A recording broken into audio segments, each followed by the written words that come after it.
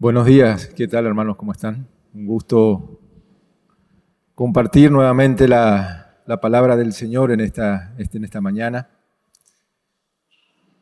y seguir avanzando en este estudio que estamos haciendo sobre el libro de Hechos. Hoy vamos a estar pegando un salto bastante grande en cobertura. Vamos a estar llevando nuestro estudio hacia desde el capítulo 2 que veníamos hablando, que habíamos introducido. Nos vamos a ir hasta el capítulo 7, o sea, hasta el fin del capítulo 6. ¿Por qué este salto? ¿Por qué un poquito de 2 a 6, ¿no? O no de 2 a 9, o no del capítulo 2 al versículo 10? Estos capítulos reflejan en gran manera, nos dan una pintada muy interesante de la primera iglesia en Jerusalén. A partir del capítulo 6 en adelante, lo que viene después, hay un cambio un poco radical en muchas cosas. Pero en estos primeros capítulos nosotros vemos con mucha claridad cómo fue ese desarrollo de la iglesia que estaba en Jerusalén y sus particularidades. Y hay muchos detalles a nivel macro que podemos compartir, a nivel de profundizar también. Pero si fuéramos a hacer realmente versículo por versículo, esto sería interminable. Así que les invito a tener presente entonces este periodo de tiempo que vamos a estar hablando y tal vez comenzar con Hechos 6-7, que dice lo siguiente, tener presente en nuestro pensamiento. Y crecía la palabra del Señor y el número de los discípulos se multiplicaba grandemente en Jerusalén. También muchos de los sacerdotes obedecían la fe. Capítulo 6, versículo 7. A partir de ahí después viene un poco lo que pasa con Esteban, y creo que hemos compartido alguna ocasión. Empieza a haber una persecución feroz contra la iglesia. Pero hasta ese momento, lo que caracteriza y lo que podemos mirar, gran parte está resumido en este versículo. Crecía la palabra del Señor, el número de los discípulos se multiplicaba grandemente en Jerusalén. La iglesia estaba naciendo y el foco de la iglesia, lo que estamos viendo, está en Jerusalén.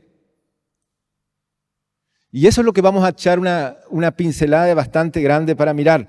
Hablamos de un tiempo para tener presente aproximadamente de 4 a 5 años. Algunos dicen 3, otros 4, otros 5, pero son 4 o 5 años que hay hasta ese momento. Si ustedes se recuerdan, todo el libro de Hechos básicamente trata aproximadamente de 30 y pico, casi 40 años de desarrollo de la historia de la iglesia. Aquí estamos haciendo un salto de 3 o 4 años, pero donde hay mucha riqueza. Pero tenemos que tener presente, al mirar y a estudiar estos pasajes, yo les invito después que ustedes lo puedan hacer en su casa, en la tranquilidad de su hogar, leer desde el 2 en profundidad hasta este pasaje. Hoy vamos a dar algunas pinceladas. Estamos hablando de ciertas particularidades que tenía esta iglesia naciente.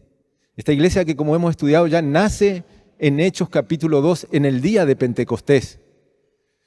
Y Pedro se va a ocupar de hablar y aclarar por qué en ese momento y lo que estaba aconteciendo también en ese momento. Esta es una iglesia donde está totalmente orientada a judíos. Esta es una iglesia, y tenemos que ponernos ese lente para a veces entender en aquel tiempo, todavía las conversiones, como hemos visto, no estaban llegando a lo que es los gentiles y los que estaban más lejos. ¿Se recuerdan que hablamos de todo eso? Acá propiamente vemos el poder de Dios moviéndose en su pueblo, los judíos. Y cuando dice los judíos y los griegos, que aparece en una parte ahí, se refería también a los judíos que estaban más lejos, ¿no? Que los llamaban, que eran de Palestina y los llamaban los griegos. Pero en el fondo estamos hablando de su pueblo puramente. Esto es algo importante que tenemos que tener en cuenta al mirar esto. Hablamos, y dice que se multiplicaba, hablamos de una cifra ¿Cuántos les parece a ustedes que estamos hablando? Era esa iglesia que dice que ahí, que crecía, que estaba. Cuando llegan estos 4 o 5 años, ¿de qué tamaño es la iglesia? A ver si alguien me tira un número para ver si está cerca o lejos. ¿Cuánto? ¿No escuché? 3.000. Ahí dicen 3.000. Como dicen los remates, ¿quién da más, quién da menos? ¿Saben de cuánto estamos? Se calcula aproximadamente más de 20.000 personas. Cuando llegamos a este punto, estamos ante una iglesia que fue de 3.000 personas en el primer discurso, después dice que fueron a 5.000 y crecía, y estábamos acá llegando a un punto donde aproximadamente 20.000 personas formaban esa iglesia. Y no solamente eso nos dice el relato bíblico nos dice que también los sacerdotes del templo empezaban a convertirse, o sea, la tribu, los que eran principalmente los levitas, todo eso. Y esto nos lleva también a algo que tenemos que entender de esta primera iglesia. Esta primera iglesia lidió con algo. Ellos siguieron con ciertas prácticas y ciertas costumbres que tenían los judíos en aquel tiempo. Por supuesto que no iban y sacrificaban animales ni nada de eso, pero sí lo que hacían eran, subían a ciertas horas a orar, iban al templo, etcétera, etcétera. La iglesia de Jerusalén era del propio pueblo, eran judíos principalmente, como le estaba diciendo. Y esto tenemos que entenderlo para visualizar todo lo que va a pasar a acontecer después. Es un periodo fuerte de señales, prodigios y milagros, lo estuvimos viendo. La intervención sobrenatural divina hace posible y el Espíritu Santo hace que ese crecimiento, esa multiplicación sea tan grande. De 0 a 20.000 personas, de 11 a 20.000, en 3 años, 4 años, con toda la oposición que hay. No es poca cosa. Es un periodo donde podemos ver cómo vivían, lo que los nutría, lo que los caracterizaba. Aparecen los primeros problemas de su crecimiento. Al final vamos a estar viendo, se ve un poco cuando eligen a personas que tengan que servir a las mesas en el capítulo 6 de Hechos. Está el nombre de Esteban también ahí. Empieza a desnudar también que el propio crecimiento demandaba una atención especial. Aparecen los primeros problemas, por decirlo de alguna forma, propios de ese crecimiento que se estaba dando cuenta. Y dice que las viudas de los griegos, de los judíos griegos, por llamarlo de alguna forma, estaban siendo mal atendidas y había como una diferencia. Y los apóstoles intervienen en eso. Encontramos también en este periodo los primeros casos de disciplina. La historia de Ananías. Eso está ahí. Aparecen los primeros casos de disciplina y cómo el mensaje de parte de los apóstoles y del Señor fuerte respecto a eso aparecen en estos capítulos. Vemos cómo la persecución, el sufrimiento físico, la oposición empieza a ser una muestra de lo que los va a caracterizar. Si uno empieza a mirar, hay un aumento gradual. Y esto es importante que lo vean en ese lente. Hay un aumento gradual de todo lo que es el nivel de intensidad de la persecución que empiezan con ellos. Ellos comienzan de ser de pronto por las mismas autoridades. Todos tenemos en claro que en ese tiempo había un consejo, el Sanedrín que se llamaban, eran integrados por todas las autoridades, era el poder legislativo, por decirlo así, del pueblo judío. Y ellos al principio, por decirlo, le llaman la atención. Después ya lo meten preso. Después ya terminan azotándolos. Y por último, terminan matándolos. Y esa proyección se va viendo en este tiempo. Ellos comienzan así. Pero tampoco eso los detiene. Vemos cómo la iglesia naciente es probada en su fidelidad y priorización. Hablamos y tuve un mensaje una vez sobre su agenda. Ellos tuvieron claro cuál era su agenda y fueron probados. Dios los probó en su fidelidad y ven cómo respondían a las presiones que empezaron a pasar.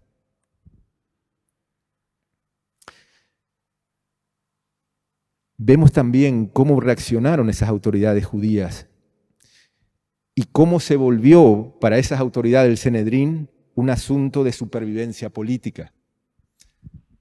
A la hora de la verdad, ellos miraban a este grupo, a esta iglesia, como una amenaza política. Y lo mismo hicieron con Jesús. Y la Biblia dice que sentían celos y que ya empezaron a pensar, estos se están yendo, la gente se viene detrás de todos ellos, esto hay que cortarlo. Pero sobre todo, hermano, podemos ver a lo que ellos realmente como iglesia estaban abocados. Podemos ver en la lectura de esto su foco. Y esto va a ser un tema después para entender bien y la aplicación. Ellos tenían clara la película. Ellos estaban enfocados. Y eso es muy importante para nosotros en tiempos donde realmente se pierde tan fácilmente el foco de las cosas, en la vorágine de tantas cosas. Ellos como iglesia supieron mantener el foco, supieron mantener la mirada. Es en este periodo de tiempo donde Pedro brinda 3 discursos muy importantes y determinantes para la iglesia y su crecimiento. Esos 3 discursos, uno de ellos vamos a quedarnos hoy un poquitito a mirar más. Son el primero que hemos hablado que está en Pentecostés, es el que hace ahí en Pentecostés Pedro, el primer discurso de Pedro que él da, donde él explica lo que estaba pasando, es en el capítulo 2 de Hechos. Arranca Pedro poniéndose de pie, dice la palabra de Dios, y él da un discurso. Hay otros 2 más que él vuelve a brindar. El segundo lo encontramos en Hechos 13, 12 al 25, y es que le da a la multitud de judíos que estaba en el templo. El tercer discurso de Pedro lo brinda ante el Sanedrín. Y está en Hechos 4, del 4, 5 al 12. Pedro después sigue dando otros discursos más adelante, en Hechos vamos a encontrar, pero estos 3 discursos son claves, determinantes y con un poder tremendo de impacto. El primer discurso, en lo que habíamos hablado, son 3.000 personas que se convierten en ese lugar. Algunos dicen, pero tanta gente, ¿cómo fue? Son 3.000 personas que se convierten. A medida que va creciendo, después son 5.000 personas que empiezan, 2.000 más. Y así sucesivamente. Pero hay un trabajo detrás que es lo que vamos a ir viendo. Todos estos discursos, hermanos, que lo pueden encontrar y mirar, tenían algunas características en común que son muy importantes resaltar y tener presentes. Todos estos discursos se caracterizaban por alto. Primero, y todas estas cosas que estamos hablando después las vamos a resumir al final, porque son lecciones para nosotros. ¿Y cuánta falta hace hoy en día en el pueblo de Dios y en la iglesia tener presente esto de que ellos hacían? ¿Qué características podemos encontrar en esos discursos? Ellos predicaban con valor. ¿Saben qué? Pónganse en el lugar de Pedro, después vamos a ver un discurso de él, ahí vamos a entrar, pero quiero que tengan estos lentes al mirar el discurso, ir viendo esto.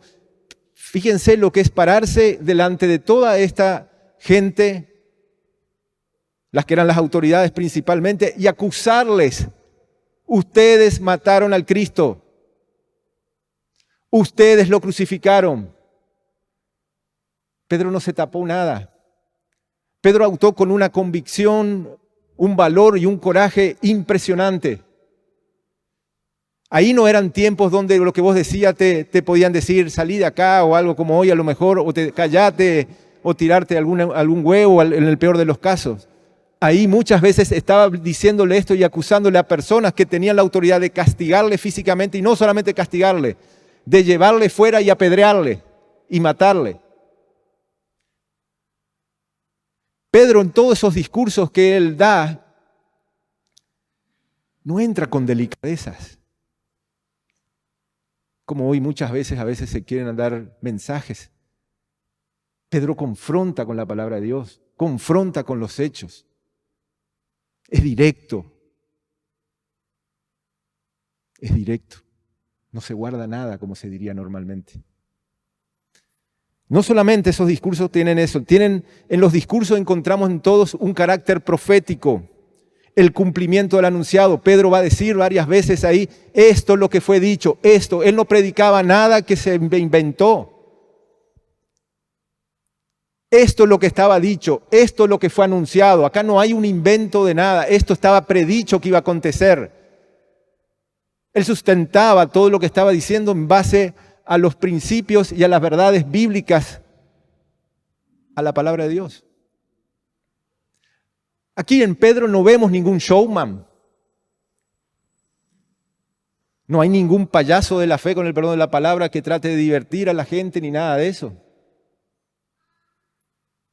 Encontramos a una persona temerosa del Señor anunciando con temor y respeto y convicción la palabra de Dios. Hoy, ¿cuántas veces vemos aparentes predicadores que lo único que buscan es divertir y entretener a un público que les aclame? Ellos no eran de eso. Ellos no estaban dispuestos a eso. Ellos eran testigos también y se presentaban como testigos. Y decían, inclusive le decían a ellos, ustedes lo vieron, porque estamos hablando de un periodo cercano todavía de tiempo. Él anduvo cuando hablaba de Jesús, a ese que ustedes vieron, a ese que ustedes supieron que hicieron las señales, a ese ustedes lo crucificaron, dice. Y a ese dice, Dios lo ha hecho Señor y Cristo. Todos los mensajes tienen bien claro la afirmación de quienes mataron a Jesús. Nunca dudó Pedro en decirles, ustedes son responsables. Ustedes, pero siempre aclaraba algo también. Ojo, como diciéndole, lo que pasó no es porque Dios no lo permitió. Dios lo permitió y estaba en el plan de Dios. Y hay una tremenda diferencia con eso.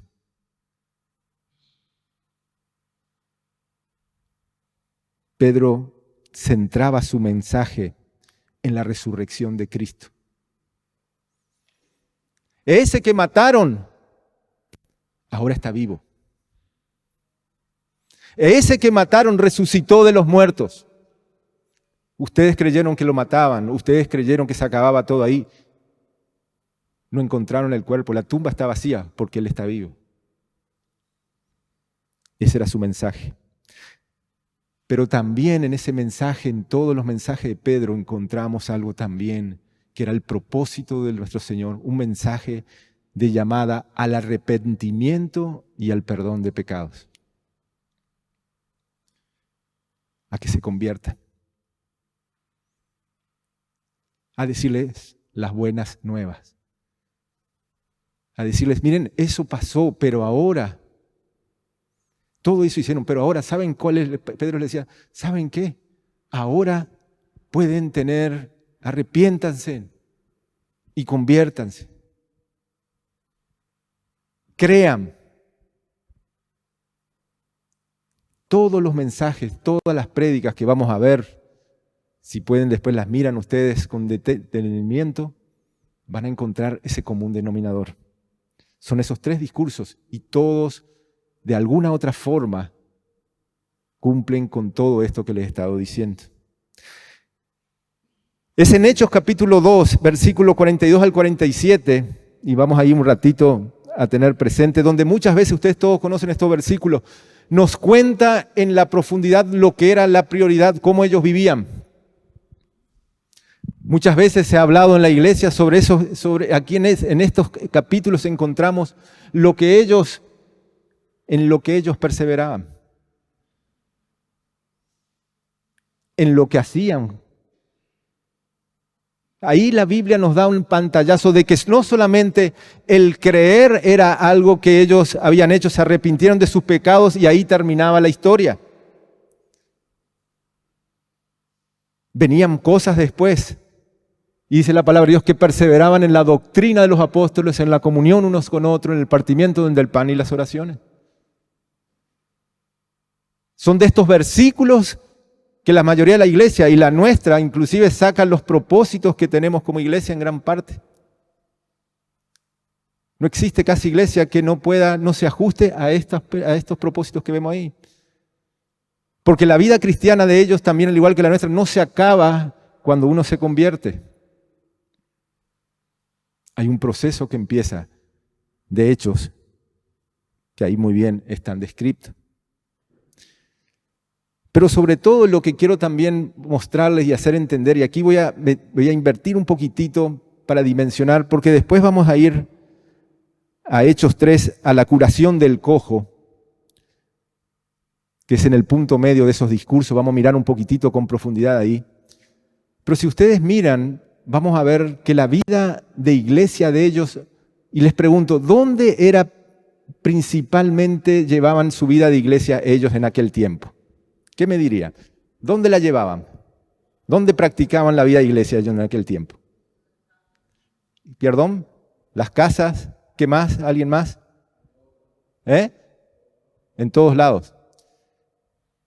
Quiero que miren un poquitito, porque a veces pasamos un poco esto por alto. El centro, aunque ustedes no crean, el centro de su vida cristiana en gran parte giraba en torno al templo. Giraba en el templo. Pasaban mucho tiempo en el templo. Tal vez algunos van a ponerme cara de extraño, pero para Ricardo, ¿cómo es ese tema?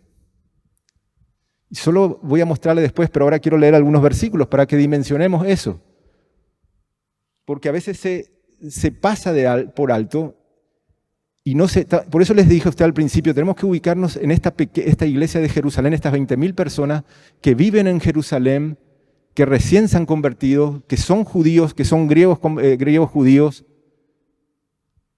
que están ahí, son los primeros años. Y siguen con ciertas prácticas todavía, como era la de subir la oración. Fíjense, voy a citar algunos versículos, ustedes lo pueden anotar y después mirar en profundidad. Hechos 2:46. Perseverando unánimes cada día, ¿en dónde? En el templo. Hechos 3:1. Pedro y Juan subían al templo a la hora 9. Hechos 5:12. Todos unánimes en el pórtico de Salomón. Hechos 5:20.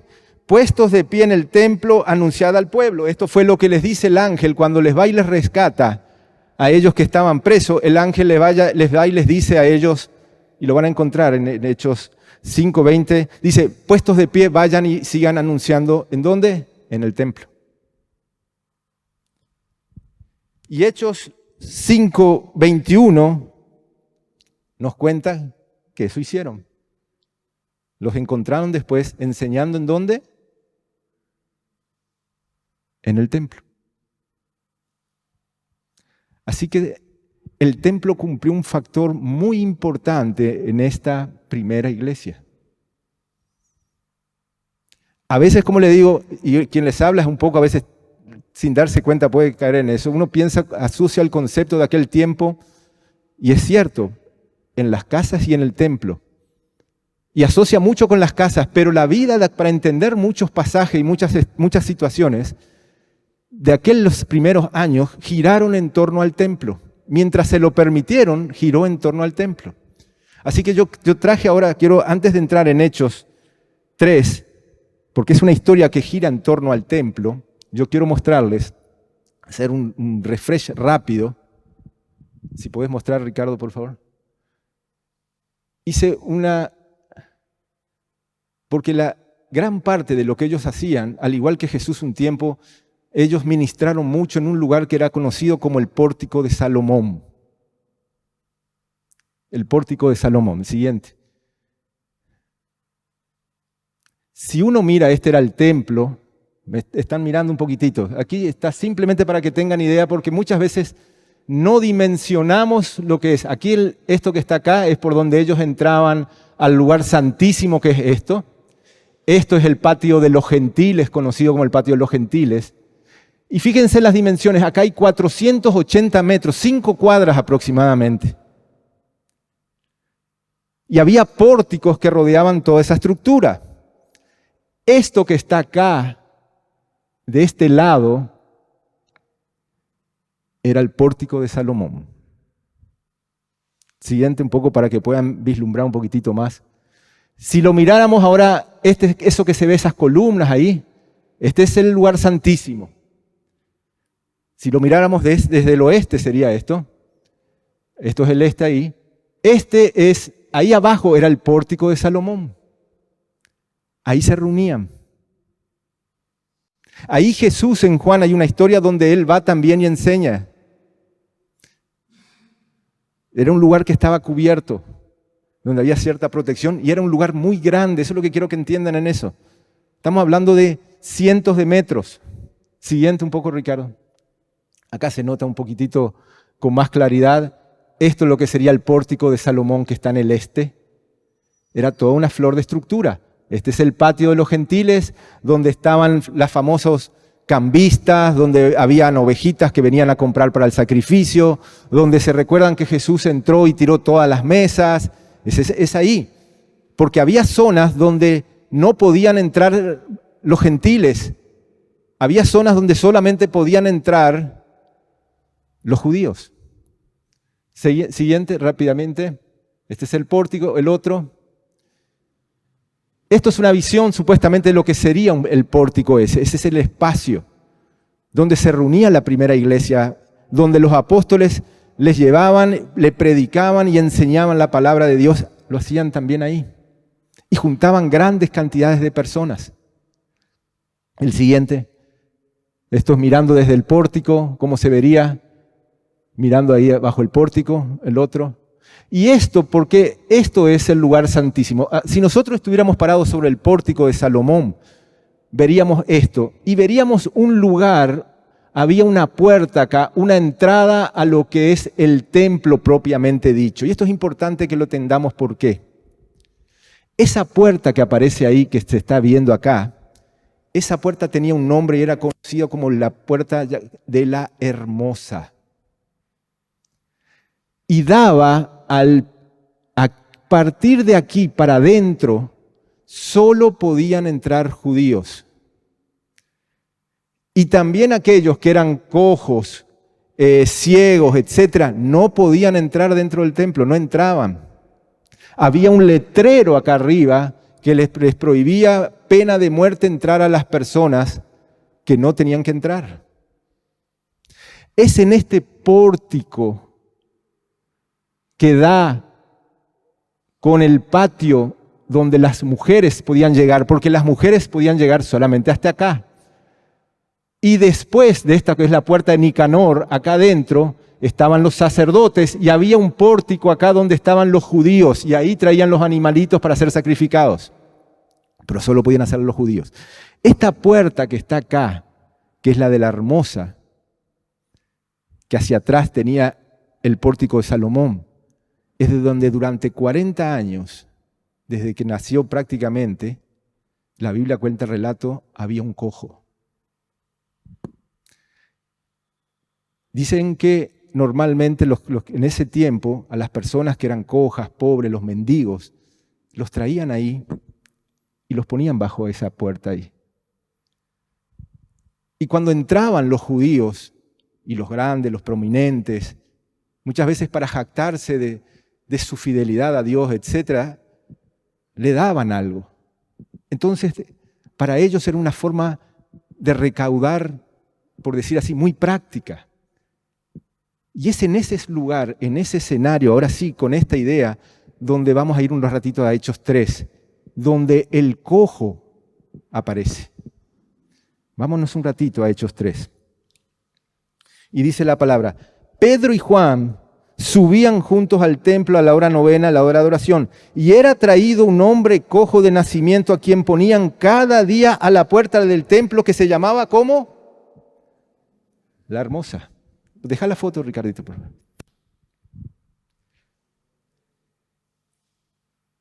Para que pidiese limosnas de los que entraban en el templo. Cuando vio a Pedro y a Juan que iban a entrar en el templo, les rogaba que le diese limosna. Pedro, con Juan fijándole en él los ojos, le dijo, míranos. Entonces él estuvo atento esperando recibir de ellos algo, mas Pedro dijo, no tengo ni plata, ni oro, Pero lo que tengo te lo doy en el nombre de Jesucristo de Nazaret, levántate y anda. Y tomándole por la mano derecha le levantó y al momento se le afirmaron los pies y tobillos y saltando se puso en pie y anduvo. ¿Y qué dice que hizo? Porque ahora podía hacerlo. ¿Qué dice la palabra que hizo? Entró al templo. Este cojo después de 40 años, que era desde chico, quién sabe cuántas, desde qué edad lo trajeron ahí, por primera vez en su vida, ahora, por esa sanidad de Pedro y Juan, cruzaba esa puerta. Porque ya no era cojo. Porque ya había sido sanado. Y eso es un profundo simbolismo de lo que ocurre ahí. Y Pedro y Juan lo hacen en ese momento. Y dice que saltando se puso en pie, anduvo, entró con ellos en el templo, andando y saltando y alabando a Dios. Imagínense ustedes, hermanos, la escena en ese momento, ese cojo de 40 años, con toda esa gente que a veces había en ese tiempo ahí reunido, entra por esa puerta y están las mujeres acá y seguía y estaban todos y todo el mundo lo conocía. Y de pronto él salta alabando, gloria a Dios, y entraba y saltaba y corría para acá y para allá y Juan lo tenían con ellos ahí. Habrá sido notorio, ¿verdad? Y dice que sí la palabra de Dios. Y dice el versículo 9, y todo el pueblo le vio andar y alabar a Dios y le reconocían que era el que se sentaba a pedir limosna a las puertas del templo, la hermosa, y se llenaron de asombro y espanto por lo que había sucedido. ¿Se recuerdan que cuando le dijimos, tenemos que ver el libro de Hechos en base a las señales, prodigios y milagros que el Señor hacía para demostrar su poder? Este fue uno tremendo, notorio. Y los siguientes capítulos van a demostrar cómo impactó eso y cómo al Sanedrín le movió a muchas cosas también. Hoy no tengo el tiempo para entrar en cada detalle, pero yo quiero que ustedes después con estos lentes que le estoy poniendo, miren eso y estudien un poco también la palabra de Dios desde ese punto de vista. Dice lo siguiente después, y teniendo asidos a Pedro y a Juan, el cojo, que había sido sanado, todo el pueblo atónito, ¿a dónde concurrió? ¿A dónde concurrió el pueblo a reunirse?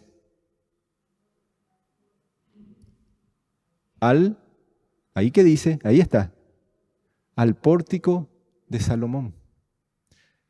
¿Saben lo que pasó? Ellos entraron, salieron y fue tan notorio, salieron a correr que toda la gente que estaba en el patio de los gentiles, otras personas, se fueron y se pusieron donde estaban a veces los apóstoles y se reunieron en ese pórtico grande que estaban ahí, el pórtico de Salomón. Van y se reúnen ahí. Y ahí Pedro les da el siguiente discurso a todos y les habla a todos los judíos y les dice lo siguiente. Versículo 12. Viendo esto, Pedro respondió al pueblo, varones israelitas, ¿por qué os maravilláis de esto?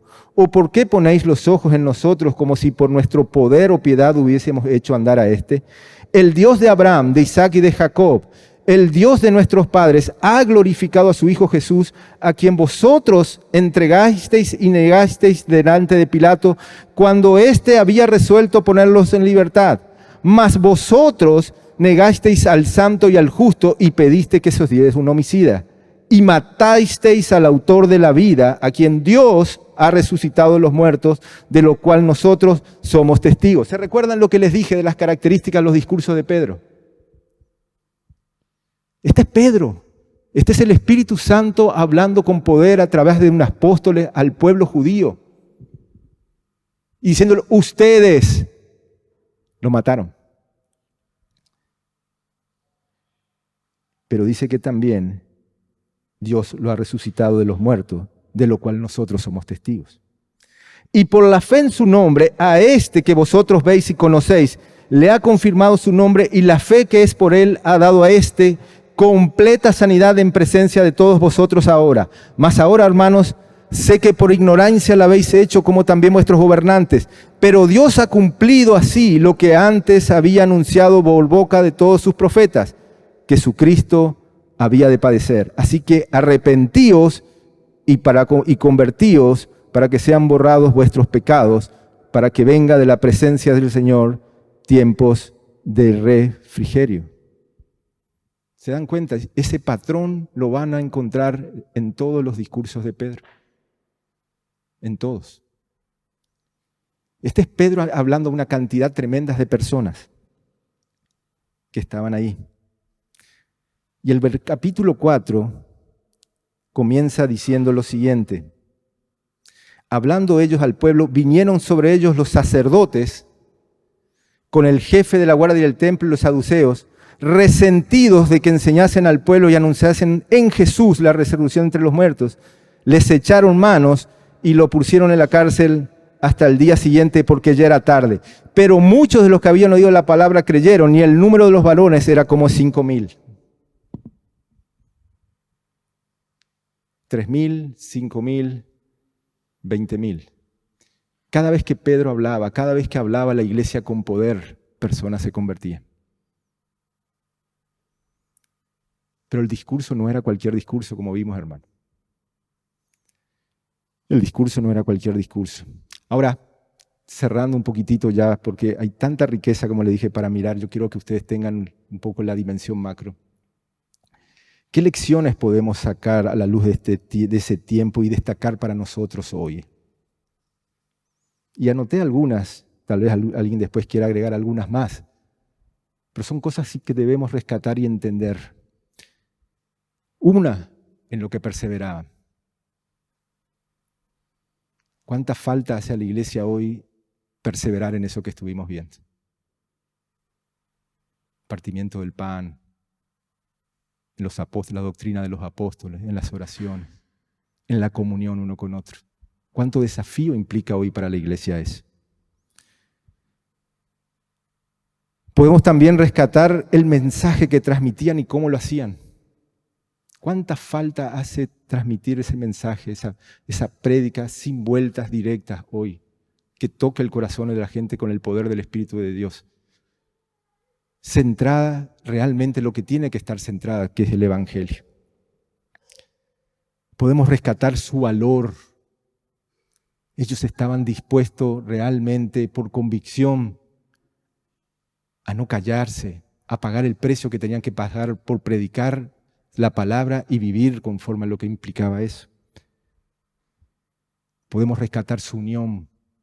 Cuando uno mira todo eso, vemos a una iglesia, no una iglesia dividida, sino una iglesia unánime, en pos de un mismo foco.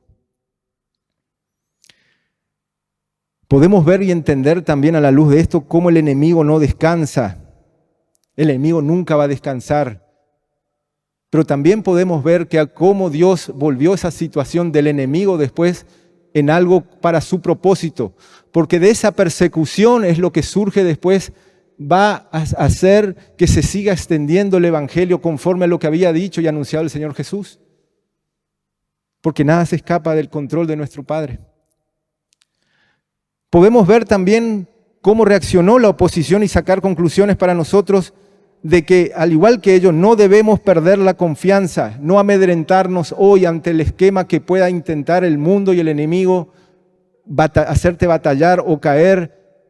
La iglesia no tiene que dejar de perder la confianza en el Señor y que el Dios tiene el control. Y muchas veces las iglesias parece que actúan como si las cosas no estuvieran bajo el poder o la mano de Dios. Podemos rescatar eso. Podemos rescatar cómo el pecado no es algo a tomar a la ligera cuando vemos la historia de Ananías y Zafira ahí. Que Cristo, Dios, quiere una iglesia pura. No significa que no haya pecado, pero sí pura. Y vemos también cómo la disciplina en aquel tiempo, porque después dice ahí, cuando se ejercía esa disciplina, dice, y todos temieron. Porque el efecto también de la disciplina es generar ese temor santo, pero también alertar. Podemos ver también y notar para nosotros que ellos como iglesia, esto es muy importante, nunca buscaron el poder como iglesia, el poder político de ese tiempo. Ellos no quisieron, ellos tenían la gente, ellos podían haber hecho una revuelta, ellos podían haber tomado al Sanedrín, no sé, podían haber hecho un revuelto. Ellos no se enfocaron en eso como iglesia.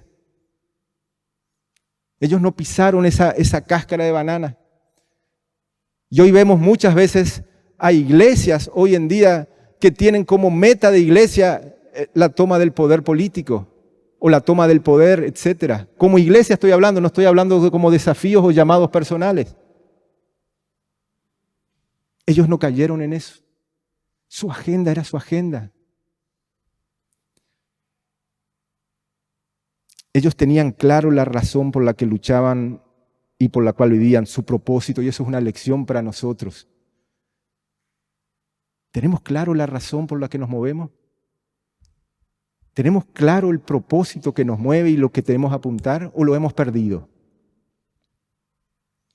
Hoy es fácil perder de vista todo eso. Hoy es fácil que la vida cristiana se limite simplemente a una religión prácticamente. Ellos se veían como un grupo unido que tenía un propósito en lo eterno. Y apuntaban y se movían en base a eso.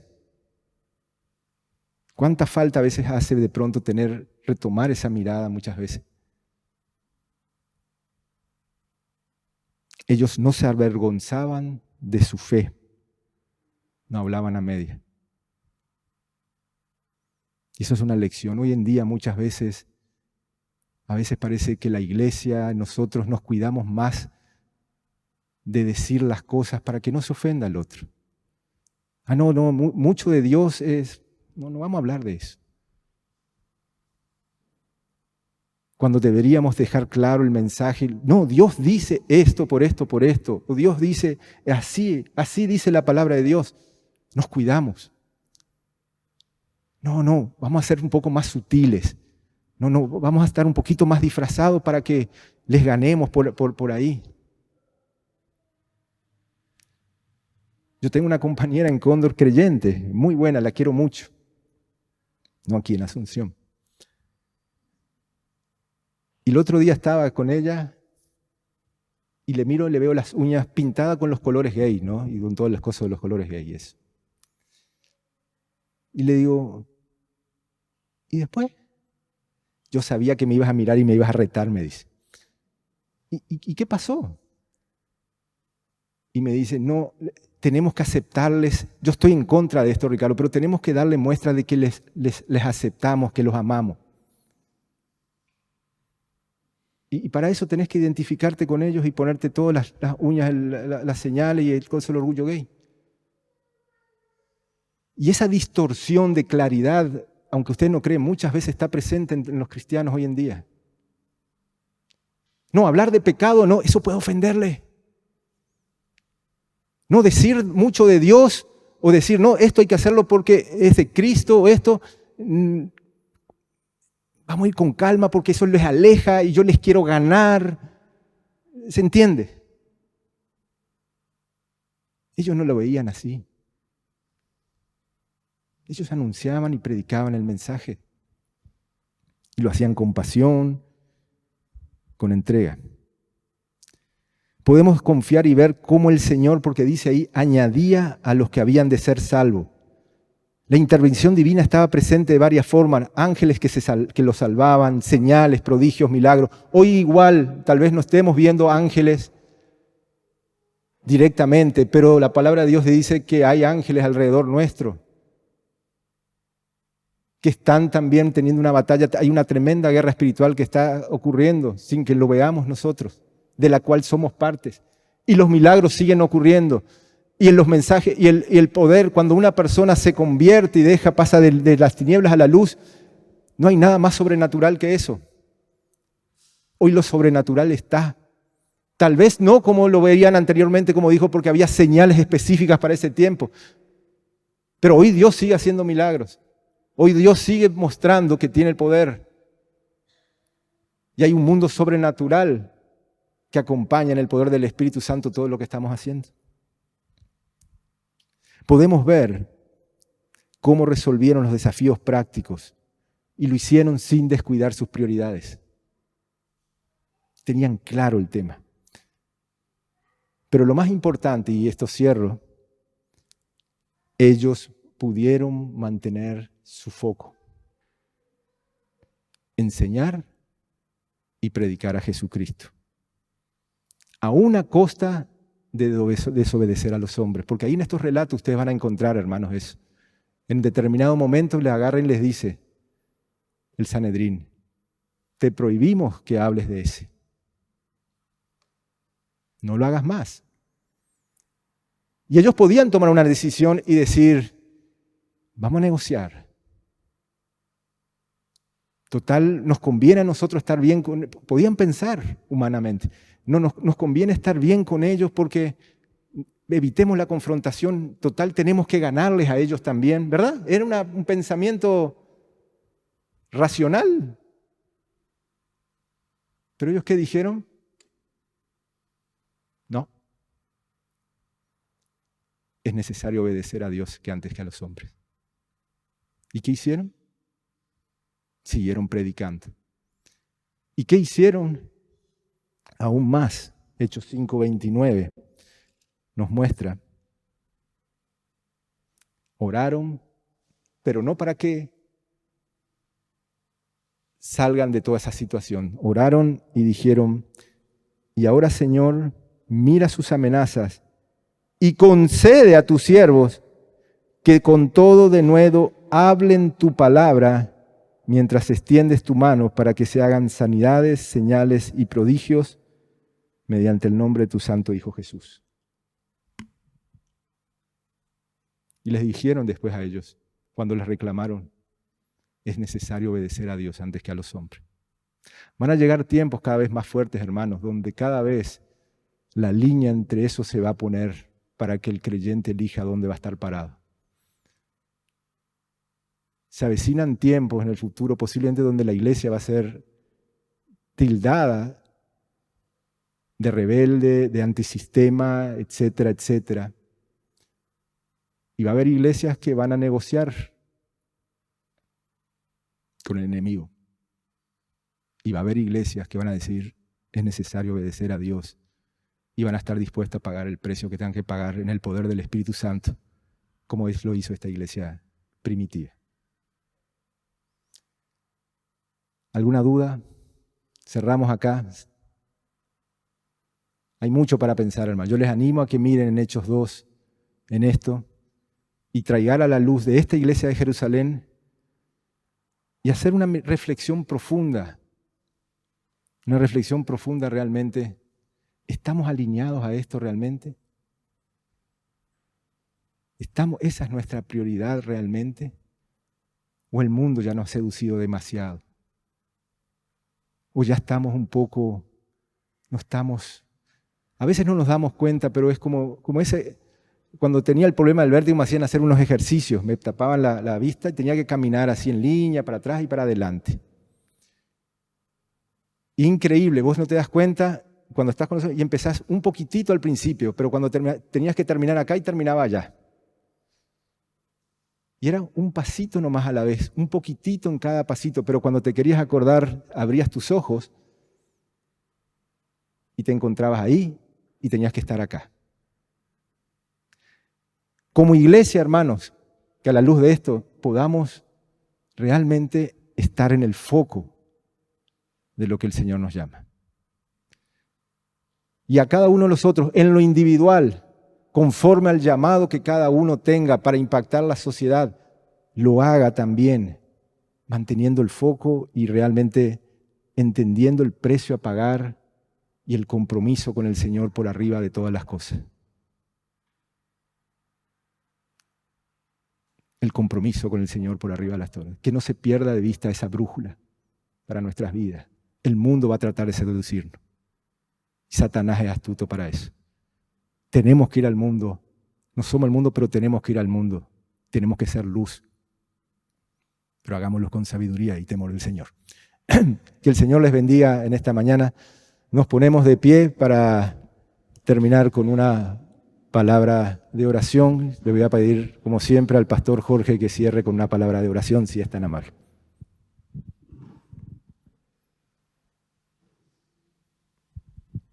Vamos a orar. Padre, te damos gracias por tu palabra. Gracias, Señor, porque es verdad. Señor, que nos aferremos más en estos tiempos tan difíciles, donde hay oposición a Jesucristo, a todo lo que se relaciona con la Biblia. Pero sabemos, Señor, que Jesucristo triunfará siempre. Ayúdanos también a nosotros a ser firmes en la fe y a proseguir a la meta que tú nos has puesto, de conocerte cada vez mejor y saber que un día estaremos en tu presencia. Gracias por todo, te alabamos y te adoramos, ahora y por siempre. En el nombre de Cristo Jesús. Amén.